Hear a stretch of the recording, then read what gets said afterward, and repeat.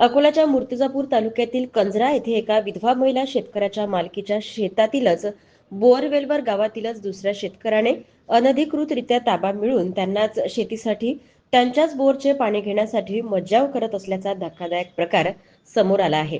मूर्तिजापूर तालुक्यातील कंजरा शिवारात श्रीमती सविता तुळशीदास वाशिमकर या 50 वर्षीय महिला आपल्या पतीच्या निधनानंतर गट नंबर 139 यामध्ये स्वतःच्या मालकीचे 4 एकर 7 गुंठे असलेले शेत आपल्या मुलाच्या मदतीने उदरनिर्वाह करत असून त्यांचाच शेतालगत असलेल्या शेतमालक बबनराव पुंडलिकराव देशमुख व जयेश बबनराव देशमुख यांनी सविता वाशिमकर यांच्या शेतातील बोरवेलवर अनधिकृतरित्या बळजबरीने ताबा घेत सविता यांनाच त्यांच्या शेतातून बोरचे पाणी घेण्यापासून मज्जाव करत असल्याची गांभीर्यजनक बाब समोर आली आहे। याबाबत सदर महिला पोलीस स्टेशनमध्ये तक्रार करण्यास गेल्यावर बबन देशमुख या गुंड प्रवृत्तीच्या शेतकऱ्याने सविता व त्यांच्या मुलास विळा व कुऱ्हाडीचा धाक दाखवून जीवे मारण्याची धमकी दिल्याचे सविता यांनी माध्यमांसमोर बोलताना स्पष्ट केले।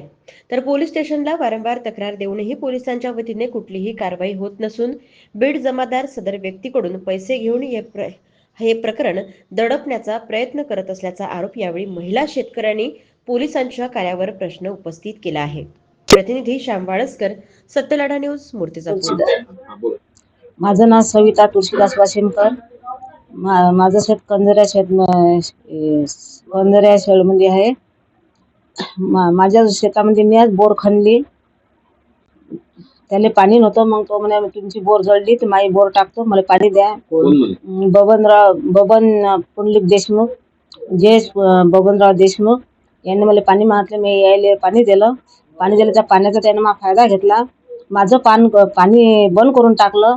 मी लोकांच्या शेतामधून पाणी घेऊन राहिले। माझ्या शेतामध्ये पीक उभं आहे। यायच्या बबन देशमुखमुळे माझा पती गेला। तर असं ना म्हणजे असं युवा काही घेऊ फिरत जाय शेतामध्ये। हा आम्ही वावरात जाण माणूस 4 वर्ष घरातच राहिला, घराबाहेर निघलाच नाही। आखरी त्याचं डोकं हलकं पडलं बिमारीनं। मला सांगा मावशी की तुम्ही पोलिसांमध्ये तक्रार केली पाहिजे? हो, आम्ही 2-3 वेळा तक्रार केली। माग 2 वर्षाच्या आधी तक्रार केली, पण पोलीस घरी काही आलेच नाहीत। आमच्या काहीच कारवाई केली नाही त्यानं। तो पैसे भरत गेला, हे पोलीस लोक पैसे खात गेले, म्हणून ते लोक आमच्या घरापर्यंत आलेच नाही।